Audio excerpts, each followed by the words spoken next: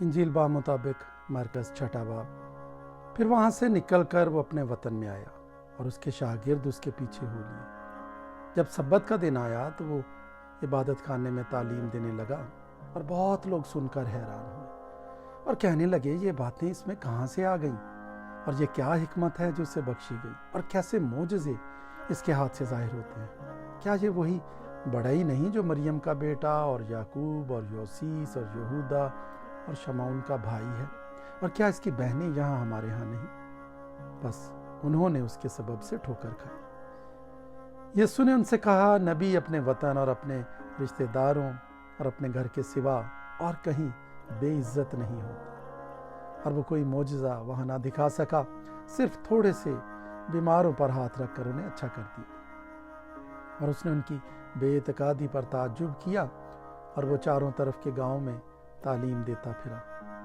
اور اس نے ان 12 کو اپنے پاس بلا کر 2 کر کے بھیجنا شروع کیا، اور ان کو ناپاک روحوں پر اختیار بخشا اور حکم دیا کہ راستے کے لیے لاٹھی کے سوا کچھ نہ لو، نہ روٹی، نہ جھولی، نہ اپنے کمر بند میں پیسے، مگر جوتیاں پہنو اور 2 کرتے نہ پہنو۔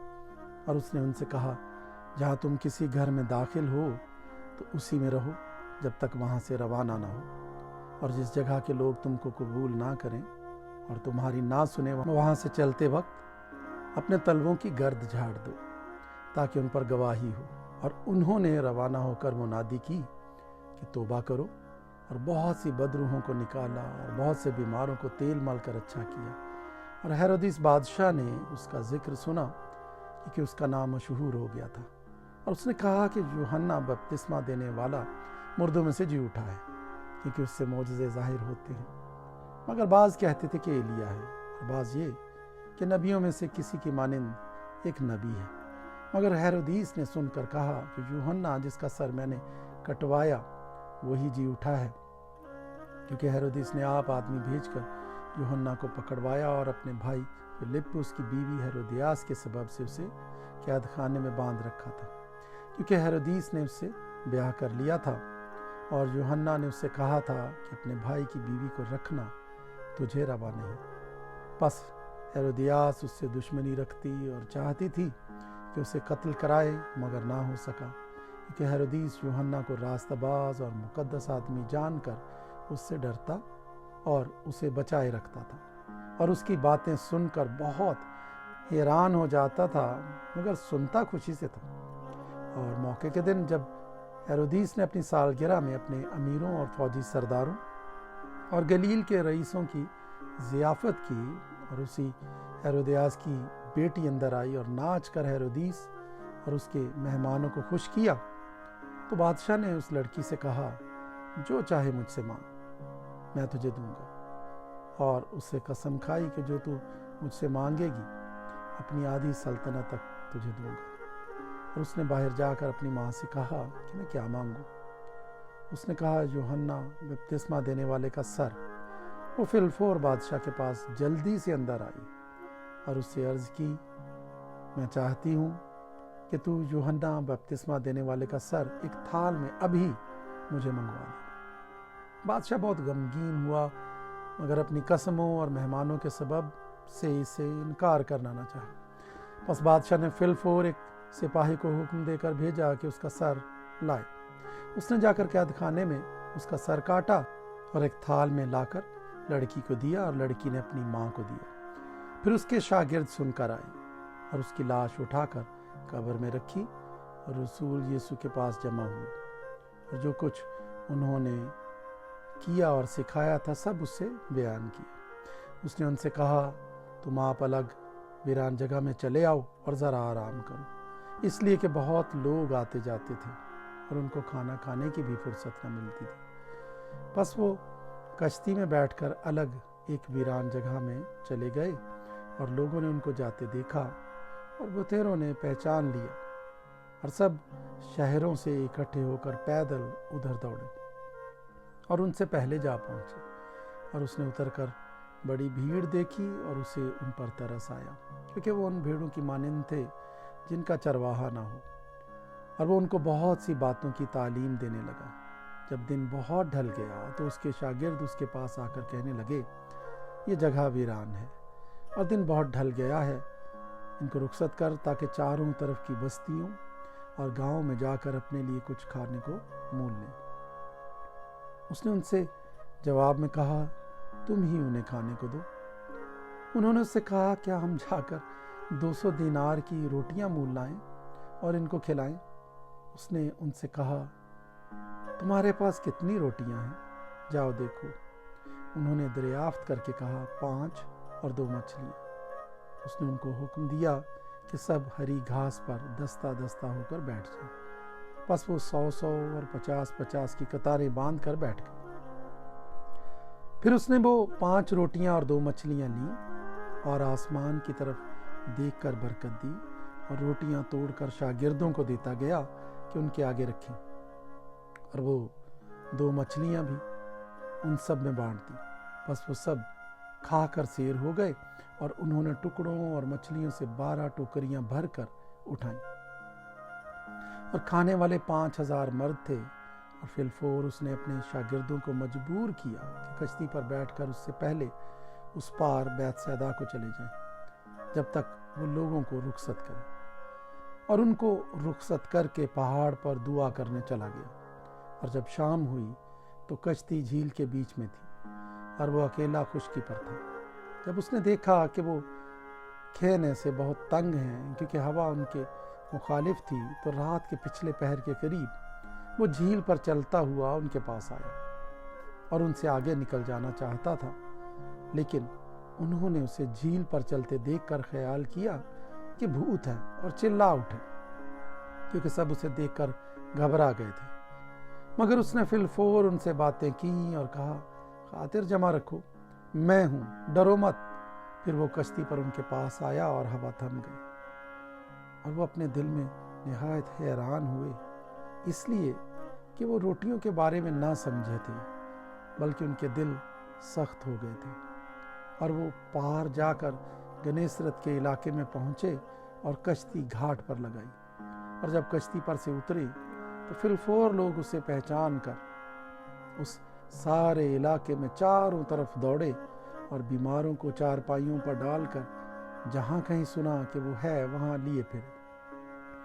और वो गांव, शहरों और बस्तियों में जहाँ कहीं जाता था, लोग बीमारों को बाजारों में रखकर उसकी मिन्नत करते थे कि वो सिर्फ उसकी पोशाक का किनारा छू लें, और जितने उसे छूते थे शिफा पाते थे।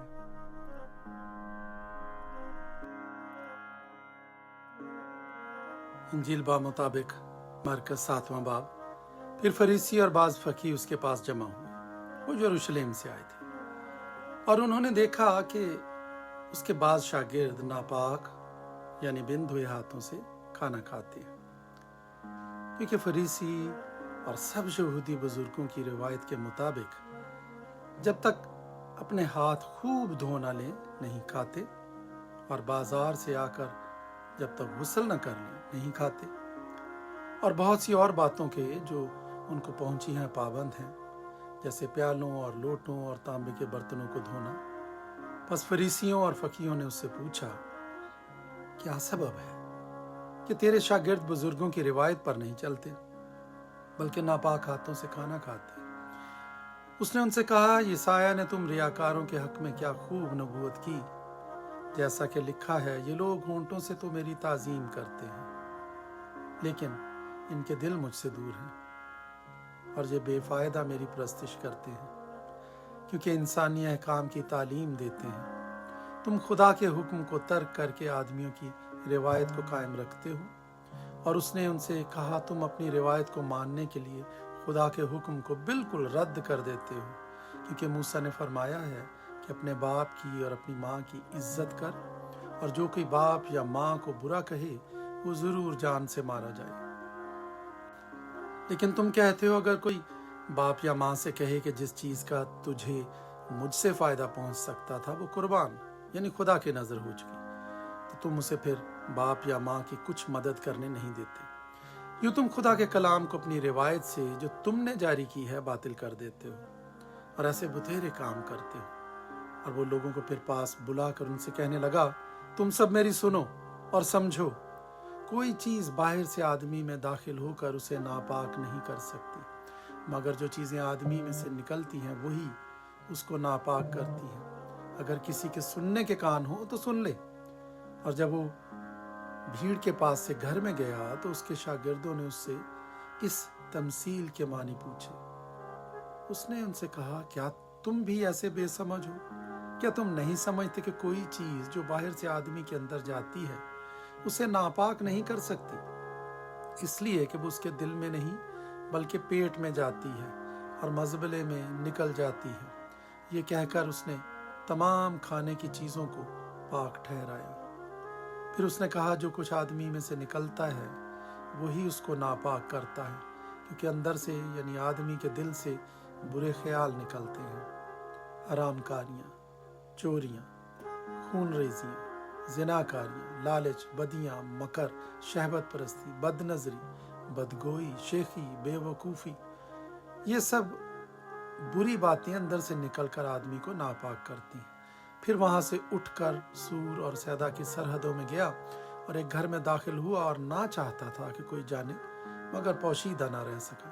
बल्कि फिलफोर एक औरत जिसकी छोटी बेटी में नापाक रूह थी उसकी खबर सुनकर आई और उसके कदमों पर गिरी। ये औरत यूनानी थी और कौम की सूरफेनी की। उसने उससे दरख्वास्त की कि बदरू को उसकी बेटी में से निकाले। उसने उससे कहा, पहले लड़कों को सैर होने दे, क्योंकि लड़कों की रोटी लेकर कुत्तों को डाल देना अच्छा नहीं। उसने जवाब में कहा, हाँ खुदावंद, कुत्ते भी मेज़ के तले लड़कों की रोटी के टुकड़ों में से खाते हैं। उसने उससे कहा, इस कलाम की खातिर जा, बदरू तेरी बेटी से निकल गई है। उसने अपने घर में जाकर देखा कि लड़की पलंग पर पड़ी है और बदरू निकल गई है। और वो फिर सूर की सरहदों से निकलकर सैदा की राह से दकिपलुस की सरहदों से होता हुआ गलील की झील पर पहुंचा। और लोगों ने एक बहरे को, जो हकला भी था, उसके पास लाकर उसकी मिन्नत की कि अपना हाथ उस पर रख। वो उसको भीड़ में से अलग ले गया और अपनी उंगलियां उसके कानों में डाली और थूक कर उसकी जुबान छुई और आसमान की तरफ नजर करके एक आह भरी और उससे कहा, इफ्ताह, यानी खुल जा। और उसके कान खुल गए और उसकी जुबान की गिरा खुल गई और वो साफ बोलने लगा। और उसने उनको हुक्म दिया कि किसी से ना कहना, लेकिन जितना वो उनको हुक्म देता रहा उतना ही ज्यादा वो चर्चा करते रहे। और उन्होंने निहायत ही हैरान होकर कहा, जो कुछ उसने किया सब अच्छा किया। वो बहरों को सुनने की और गूंगों को बोलने की ताकत देता है।